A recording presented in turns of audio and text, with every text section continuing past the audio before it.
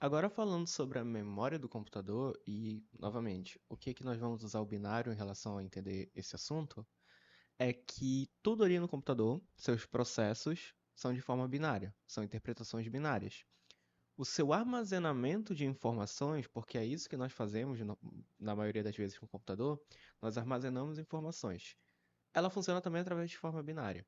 Uma memória ela possui seu armazenamento em forma de células. E essas células armazenam um byte.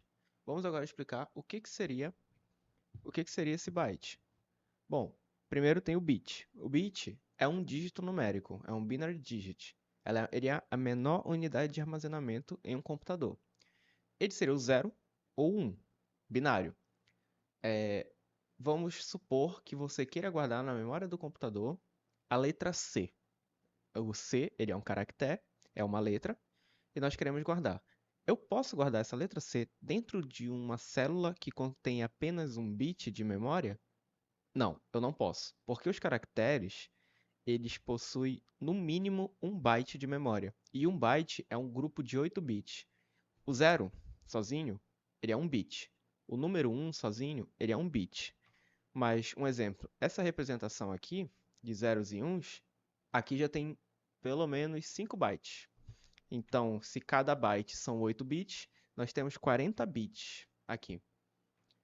E, novamente lembrando, a letra C, ela possui um byte, são 8 bits. Eu não posso armazenar dentro de uma memória que possui apenas um bit de armazenamento.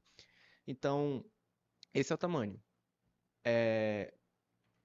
Nós temos essas dimensões, as unidades de medida, e nós podemos calcular e interpretar cada uma baseada nas outras. Como eu falei, o bit é o 0, 1, 1 byte já são 8 bits, e a partir do kilobyte, nós já temos um padrão de 1024 do seu anterior. 1 kilobyte, 1024 bytes. Vamos para o megabyte, ele é 1024 kilobytes. E assim vai até a nossa maior unidade de medida padrão, casualmente usada, mas não usada pelos computadores pessoais, que é o yottabyte, e o exabyte e o petabyte. Comumente nós vamos até o terabyte, mas existem outras unidades de medida só para terem ciência. É possível fazer uma conversão. Se eu tenho 2 kilobytes, eu vou ter 2048 bytes. E assim eu posso fazer essas outras conversões.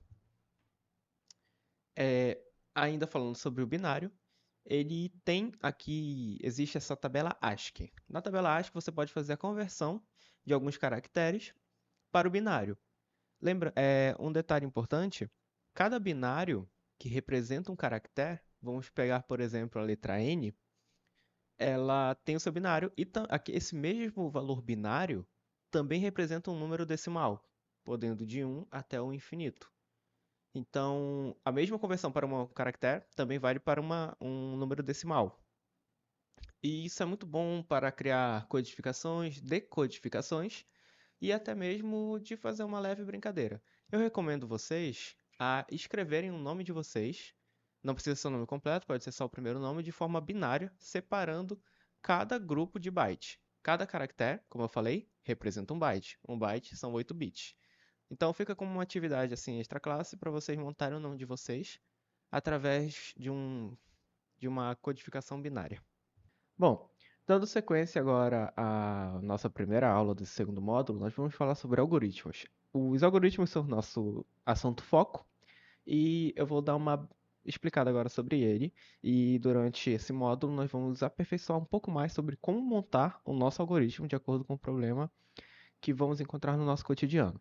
Bom, um algoritmo, ele nada mais nada menos do que instruções para a resolução de algo.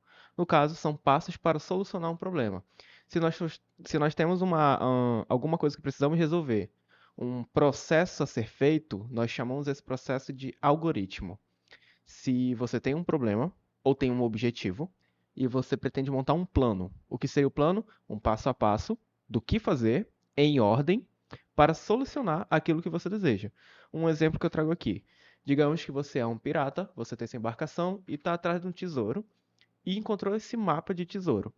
Então, o que nós precisamos fazer para achar esse tesouro baseado no mapa? Ou seja, ali o mapa seria o nosso objeto de estudo para criarmos o nosso algoritmo. Lembrando que algoritmos são passos para solucionar um problema. Então, baseado nesse mapa aqui, Eu sou o pirata, estou naquela embarcação, quero seguir essa linha tracejada para chegar até o tesouro. Montaríamos nosso algoritmo. Ele tem uma estrutura de processos encadeados em ordem de precedência. Ou seja, nós vamos seguir aqueles passos na ordem que nos forem apresentados. Primeiro passo que eu faria, levantar a âncora. Após eu levantar a âncora, vamos içar as velas para poder começarmos a navegar. Depois de içar a vela, vamos seguir até a terceira ilha. Para aqueles que não estão com uma visão muito boa, a terceira ilha é temos uma à esquerda e uma à direita. A terceira ilha é aquela ali perto do tubarão, então eu preciso chegar até a terceira ilha. Vamos continuar nosso algoritmo. Após eu chegar na terceira ilha, eu tenho que dobrar à esquerda. Mas antes de dobrar à esquerda, para continuar seguindo o meu mapa, eu tenho que sobreviver ao tubarão. Aquela região é uma região perigosa no mar, então eu preciso sobreviver ao tubarão. Dobrei à esquerda, sobrevivi ao tubarão. Eu vou seguir para o sul. O meu mapa deu a instrução de seguir para baixo, então meu algoritmo é seguir para o sul.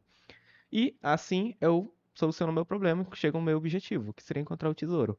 Então, baseado nesse mapa do tesouro que foi encontrado, nós montamos um algoritmo que, se alguém tiver a posição de onde começamos e quiser chegar até o nosso tesouro, é só seguir esse nosso algoritmo que a pessoa vai conseguir chegar. Bom, caso aconteça algum problema, onde poderia acontecer um problema? O tubarão. É algo que nós não temos a certeza de que vai acontecer, que é sobreviver àqueles ataques de tubarão, àquela área perigosa. Então aqui nós poderíamos tratar um detalhe que futuramente nós vamos abordar melhor esse assunto, que é erros e falhas, tentativas e erros. Nós precisamos fazer um tratamento aqui nessa parte do nosso algoritmo, seria sobreviver ao tubarão. Mas isso é só para deixar ilustrado que no futuro, nos nossos algoritmos, nós vamos montar um plano, mas nem sempre, quase nunca, o nosso algoritmo completo, o primeiro que fazermos, é o definitivo, é o que vai dar certo. Problemas vão aparecer e nós vamos ter que dar um jeito de tratar esses problemas. Seguindo outro exemplo, vamos montar agora um algoritmo para atravessar a rua, mas uma rua muito movimentada, uma avenida muito cheia de tráfego. E ela possui aqueles semáforos onde o pedestre pode solicitar a passagem, que ele vai sincronizar com o semáforo dos carros e vai fazer com que dê passagem ao pedestre quando tiver uma ou mais pessoas. Então vamos fazer um algoritmo para isso. Primeiro, nós vamos solicitar a passagem ao semáforo de pedestre, vamos apertar ali o botão e ele vai fazer uma contagem até podermos andar. Vamos aguardar o sinal para o pedestre e assim que o sinal for aberto, nós vamos olhar para a esquerda e olhar para a direita, porque apesar do semáforo ter nos dado passagem, nós não sabemos o que a pessoa que está dirigindo, está pensando, ou até mesmo como ela dirige, ou se ela está nessa consciência, nós não temos como ter essa certeza. Então nós vamos olhar, ter o cuidado de olhar para a esquerda e olhar para a direita, e aí sim atravessar a rua. Um detalhe, onde tem possíveis problemas desse nosso algoritmo. Primeiro, verificar se o semáforo está funcionando corretamente quando apertarmos o botão, se ele vai fazer a troca de sinal, senão vamos esperar ele para sempre. Outro detalhe, apesar de ter acionado o semáforo, nós temos de olhar para a direita e para a esquerda, ver se os carros estão parando, vamos ver se tem carro por perto ou se os carros estão distantes, ou se até mesmo o semáforo dos carros parou de verdade. Precisamos ter todos esses cuidados nesse nosso algoritmo. Então são vários tratamentos que precisamos fazer. E outro detalhe, atravessar a rua. E se nesse de atravessar a rua, no mesmo instante estiver passando algum automóvel? Então, temos que fazer um outro tratamento para isso. São vários problemas que podem acontecer. E nós vamos ver no decorrer. São muitos se. E nós vamos tratar esses se. Bom, então, baseado nesses exemplos de algoritmos e na sua definição, nós precisamos ter a certeza que nosso algoritmo corresponde a essas características. Ele precisa ser preciso, ou seja, seu funcionamento, o seu resultado final, tem que atender ao objetivo que nós queremos ou solucionar o problema que nós temos. Ele precisa ter finitude, significa que ele precisa ter um número finito. Ele tem que ter um fim. E esse fim, no melhor esperado, é a solução do nosso problema. Entrada e saída, muitas vezes nós falamos de valores. Como nesse caso ainda não chegamos nessa parte, entrada e saída seria a entrada de um problema e as informações que nós temos, e a saída que o nosso algoritmo pode gerar. No caso, os passos e os processos para poder solucionar esse problema.